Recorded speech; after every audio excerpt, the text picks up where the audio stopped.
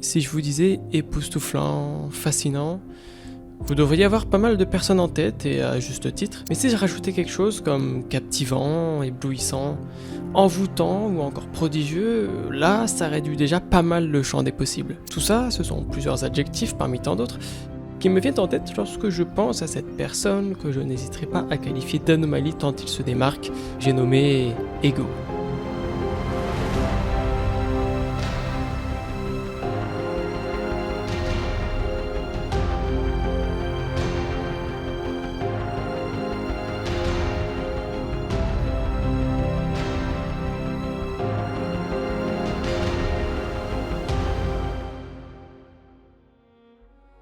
Et oui, aujourd'hui j'ai envie de vous parler de cette légende, le terme vous semblera peut-être un petit peu exagéré, mais pas pour moi. Ceci dit, ne vous attendez pas à une bombe narrative comme on en voit sur la chaîne d'Ego. Avec cette présente vidéo, j'ai juste envie de vous souligner, à mes yeux, ce qui rend sa chaîne unique, de mettre en avant cette perfection qui souligne justement bien souvent les imperfections. Et si cette vidéo me tient tant à cœur, c'est aussi parce que la présente chaîne sur laquelle vous regardez cette vidéo est justement née grâce à ce dernier, avec une passion si forte émanant des histoires qu'elle raconte qu'elle n'a pas pu me toucher ailleurs qu'en plein cœur et ça y est, j'ai été piqué. Alors j'ai été inspiré et j'ai voulu raconter des histoires autour des jeux qui m'affectionnaient tout particulièrement. Naturellement, je n'ai pas été aussi bon qu'Ego, mais j'imagine que dans le fond, ce n'est pas si important puisque ce que je le faisais avec passion et conviction. Je suis sûr que je me suis retrouvé inspiré par cette personnalité, sûrement parmi tant d'autres. Et même si la destination importe à ce qu'on dit, c'est le chemin qui prévaut. Enfin bref, ce sujet, on pourrait en parler assez longtemps, mais j'ai quand même d'autres choses à vous dire. Je pense qu'on a tous un rapport différent à Ego.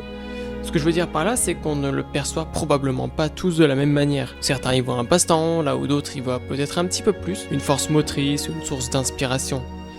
Et c'est bien à cette deuxième catégorie que j'ai envie de m'identifier. Je pense qu'on a tous découvert Ego avec une vidéo différente et dès lors qu'on a cliqué pour la première fois, le mécanisme était lancé.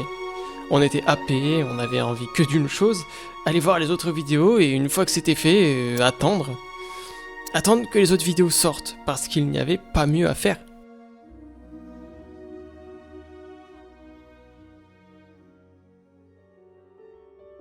Pour la petite anecdote, c'est avec la vidéo sur Portal que j'ai découvert cette chaîne totalement hypnotisante. Oui voilà, je parle de celle-ci. En fait, ça faisait un bon nombre de fois que YouTube me recommandait la dite vidéo, et à chaque fois je déclinais poliment. C'était joli et intriguant, certes, mais je ne m'attendais à rien. Puis, une belle soirée, je revis cette vidéo. Mais cette fois-ci, c'était différent. Elle m'appelait. Après avoir résisté plusieurs semaines, YouTube décidait que j'allais voir cette vidéo, quoi qu'il en coûte. Alors, j'ai accepté. Et en aucun cas, je ne regrettais. J'ai dévoré la vidéo de A à Z. Et voilà comment j'en suis arrivé à regarder celles sur Géométrie Dash, 2B2T, le World Record sur Minecraft, ainsi que les plus récents, Usine à Trombone, le jeu de la vie, etc. Je remercie YouTube en tout cas d'avoir bien fait son travail ce jour-là. Ce qui fait d'Ego l'anomalie qu'il est devenu, c'est en réalité grâce à plusieurs choses. Un cocktail de saveurs qui a été soigneusement orchestré, et ce à base de tout un tas d'ingrédients, sans quoi la recette aurait été trop simple. D'après moi, le premier de ces ingrédients n'est autre que la passion. Et je pense que c'est difficile de passer à côté. Parce que quelqu'un qui parle sans passion autour d'un sujet qu'il traite, croyez-moi, ça se ressent très vite. En fait, Ego, c'est quelqu'un comme vous et moi. Si, je vous assure. Je pense que, comme une majorité d'entre nous, il a grandi entouré de jeux vidéo. Mais la petite différence avec nous autres, c'est peut-être bien cette petite étincelle qui s'est mise à bouillonner dans sa tête. Il a commencé à y voir bien plus que ça. A l'inverse de la conquête de l'Amérique ou de la Seconde Guerre mondiale, les histoires modernes telles qu'Ego nous les raconte ne figurent pas dans les manuels d'histoire. Alors, il a dû façonner son propre manuel. Mais il n'avait pas besoin d'être physique. Le toucher n'avait guère d'importance tant qu'on pouvait le voir et, plus important encore, l'écouter. J'ai bien envie de dire qu'il a mis en place son propre manuel, que j'adore feuilleter dès que j'en ai l'occasion. Maintenant, je pense qu'il est temps de souligner un autre aspect, le Ego d'avant et le Ego d'après. Parce que comme tout un chacun, l'évolution est un procédé normal. Vouloir essayer de nouvelles choses, faire mieux, faire différent.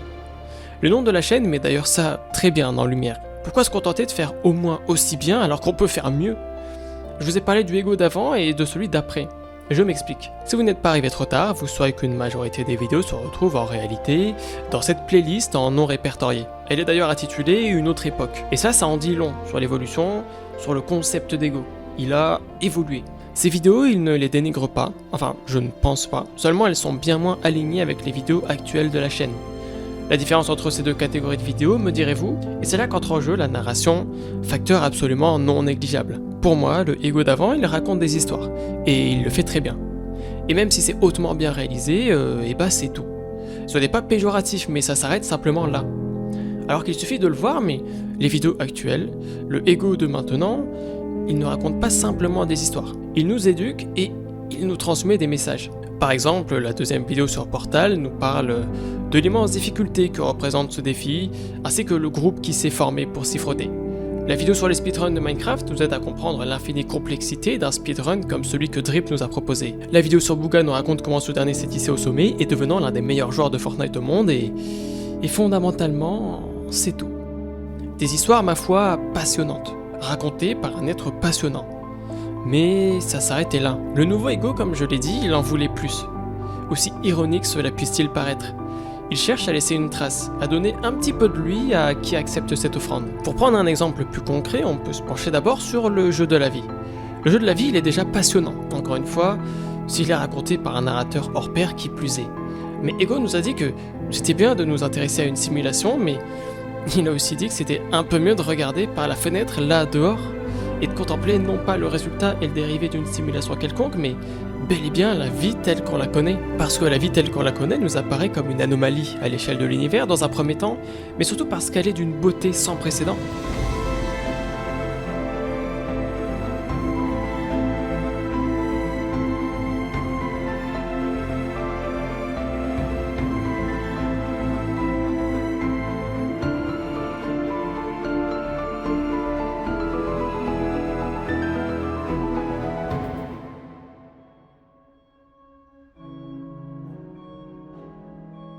Le jeu de la vie, c'est non seulement l'explication d'une simulation passionnante, mais aussi et surtout un message des plus beaux qui l'accompagne.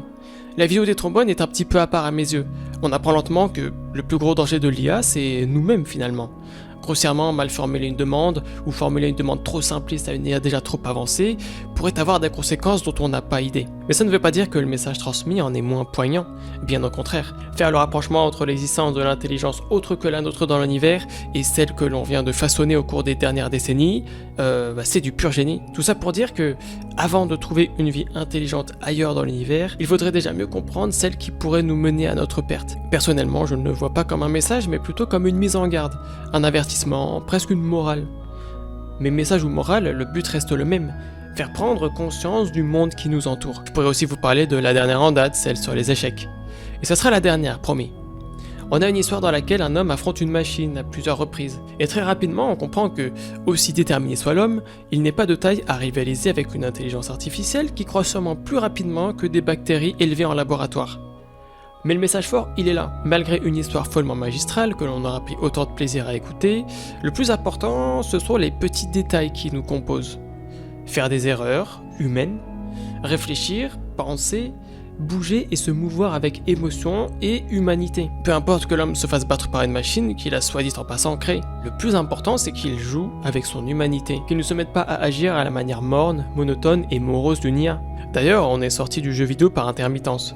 On est passé de Rocket League et de Fortnite à un musée, des échecs et des oiseaux qui évoluent, tout en passant par un formidable être humain d'ailleurs. Si je devais résumer tout ça, je dirais que j'en retiens le côté humain. Peu importe que ce soit la vidéo sur les échecs ou celle sur Portal, je me sens quelque peu fier de lui d'autre part. Il est parti tout seul, enfin pas totalement, il avait ses idées avec lui.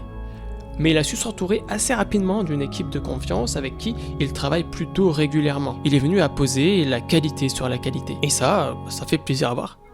Comme une petite famille en train de grandir. Ce que j'aime chez Ego, c'est qu'il cherche à voir les choses en grand. Enfin, parfois même en petit, mais même les petites choses finissent par devenir très grandes avec Ego. Il cherche aussi à sortir des sentiers battus. Emprunter celui que tout le monde prend, c'est non seulement trop facile, mais c'est aussi et surtout sans saveur. Et ça, je peux aisément le comprendre. Pourquoi ne pas façonner notre propre chemin ? Pourquoi ne pas fouler une terre nouvelle qu'on aura le loisir de découvrir, de sentir, et devant laquelle on pourra s'émerveiller, et ce avant qui que ce soit d'autre ? Voilà, ce fut une vidéo courte mais efficace, enfin je l'espère.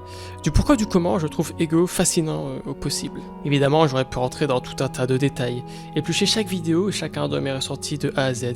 Mais la vidéo aurait aisément dépassé les 2 heures, alors je crois qu'on se contentera de ça. Je sais aussi qu'Ego a dit je ne sais plus où et je ne sais plus quand, qu'on pouvait utiliser son contenu et le remodeler à notre manière, donc je pense savoir qu'il ne m'en voudra pas aujourd'hui d'avoir utilisé certains de ses extraits vidéo. Il a aussi dit que beaucoup de créateurs pêchaient à trouver les bonnes musiques pour illustrer leurs propos, et je suis un peu plus d'accord, je suis passé plus d'une fois par là. Rechercher par à coup pendant plusieurs heures les musiques adéquates, c'est généralement une purge, mais c'est bien souvent nécessaire.